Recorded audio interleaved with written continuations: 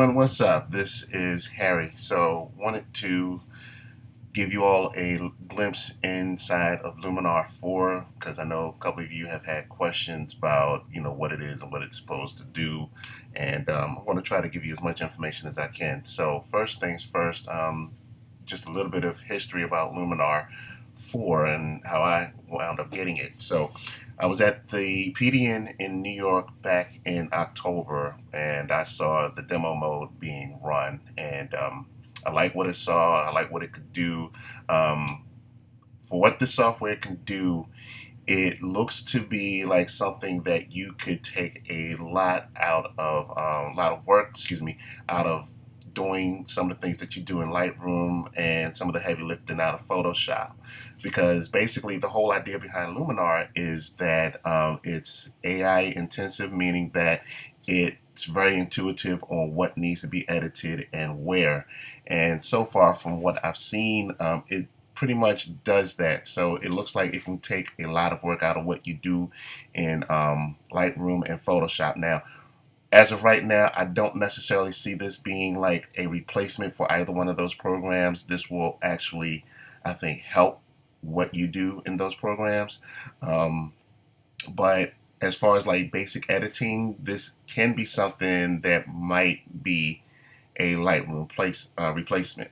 So if you want to know about the cost, now I got this at the PDN. I paid about $70 for it then, and that was on pre-order because they had a special going on. So I wound up getting this Luminar 3, and you get a year of Smug Mug, which I got to contact them so they can send me the Smug Mug link. So you get all that. But if you buy it now, once it's released, since it's been released, because it released this past Monday, the total cost is going to set you back about $90. And whether it's worth it to you, your miles may vary.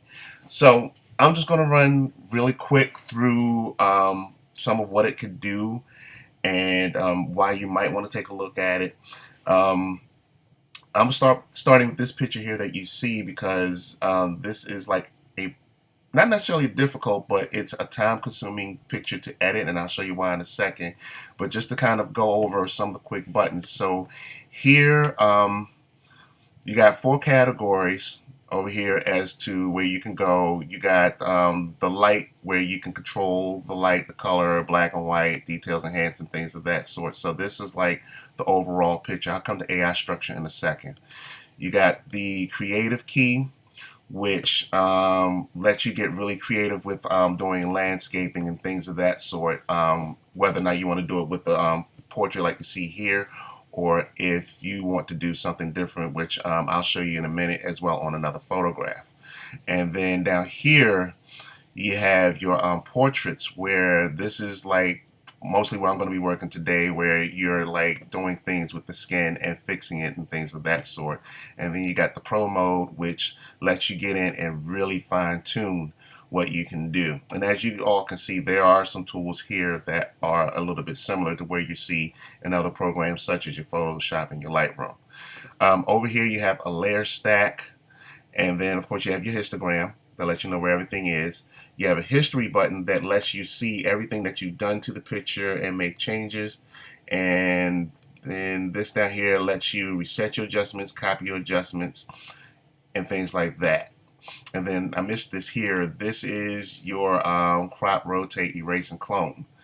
And of course, you all know what you can do with these. So, all right. So what I'm going to do with this particular picture, I'm going to do some edits. What's not going to happen is not going to be the final product. I just want to demonstrate what you can do. So one of the reasons why, not yet.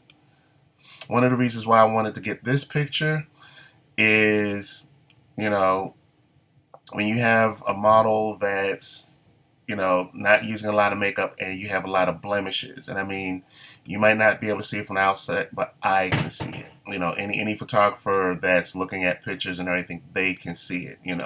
So we want to do what we can to kind of cover this up and, just kind of make this a lot better than what it started off with. So the first thing I'm going to do, I'm going to go over here to my essentials key, where all the light and everything is. And one of the things I'm going to do is I'm going to use my AI structure to brighten up the scene a little bit. And the thing of it is, the AI structure works almost similar to the clarity key in Lightroom, but it's it's something that sharpens very smartly on the screen. So it's not going to do everything sharp. It's just going to like bring out the most in what you can see over there. And as you can see, her skin's not really affected. So the main thing is we just want to brighten up the picture a little bit. There's also a boost button down here. Now what I'm going to do, I'm going to take this all the way up to 100 on both. So that way you all can see. And of course, you know, you don't need to do all of that, right? Because as you can see, the picture starts really looking broken up at that point. So I'm actually going to dial the boost all the way back down to 0. And I'm going to dial the amount of structure. I'm going to dial it about 28. Because what I really wanted when I took this shot is I did want to make sure that she's the center of attention, and then everything in the back was just kind of like, you know, there. So the main thing I really, really want to do is I want to get in and I want to clean this up. So the main thing I'm going to do, I'm going to pop over here to the portrait. And you have a tool over here called AI Skin Enhancer. And of course, just like with anything else, you can boost it all the way up just to get an idea of what's going on. And as you can see, it goes in and it does a pretty decent job of covering everything up. And if you look, what it does tend to do with Luminar is you don't lose the pores. Whereas a lot of programs, you do this and it just smooths it to death. So as you can see, I've dialed it back.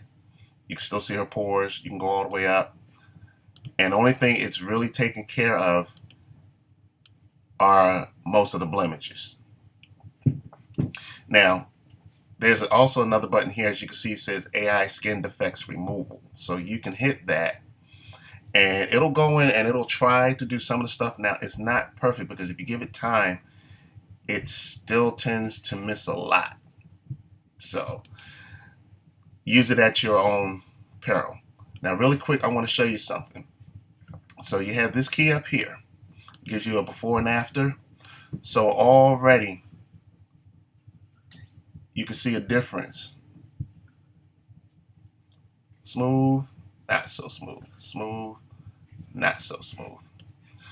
Now, what you can do, like you can in Photoshop and like you can in Lightroom, if you want to go in and you want to make sure that you take care of some of the excess blemishes and things of that sort, you can always go over here to the erase tool.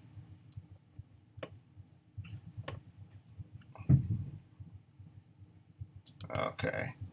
And of course, just like everything else, things decide they want to show off. So what you can do, you can find the blemishes that you want to knock out. Now, if you want to widen the brush, you go to your bracket key and you can extend, or you know, you can also go in and just kind of color. So what I'm going to do is going to find some of the more egregious spots and I'm going to draw over them.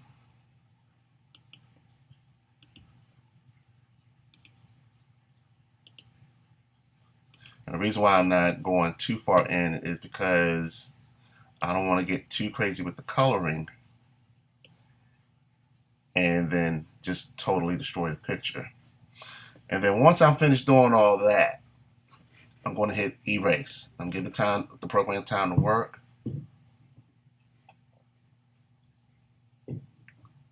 And it clears it out. Now, as you can see, there's still some smudging going on here. I'm going to hit done. But the thing of it is when we come back out,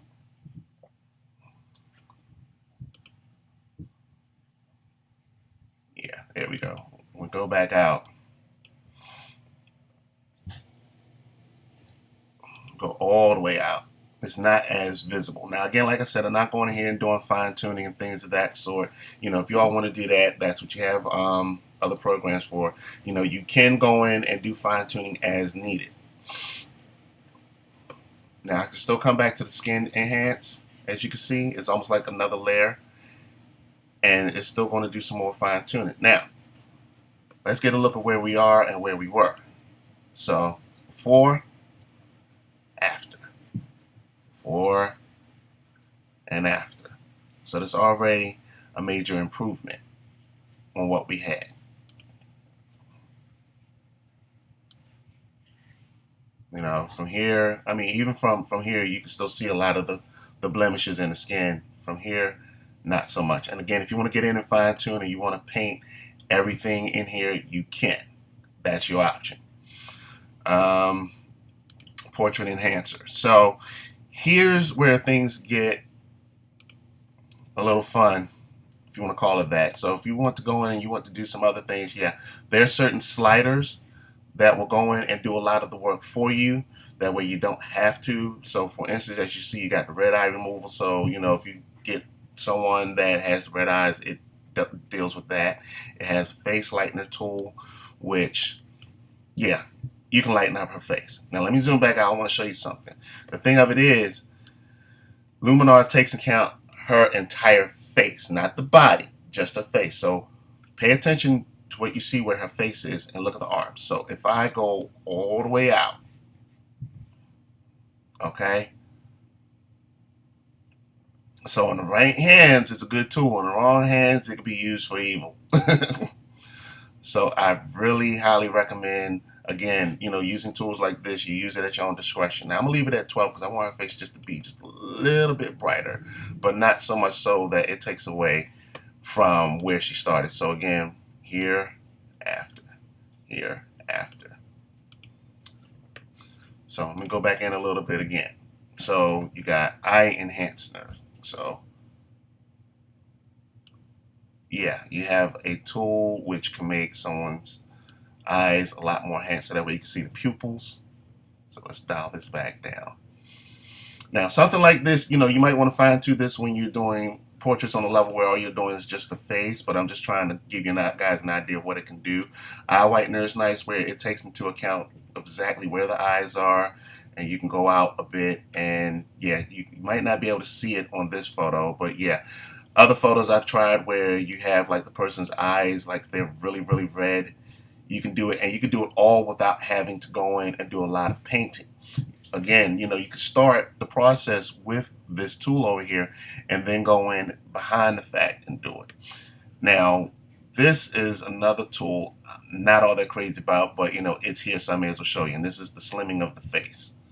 So yeah, you can take someone's face and you can slim it. Let me see if I can blow this out a little bit. And actually, I'm thinking this might be not be a right level because like it works with someone where they're looking dead on at you, not so much from the side. But yeah, you can do slimming. You can do enlarging of the eyes. You know, you can get someone larger eyes. I don't know if you all can see that. So let's see. Yeah.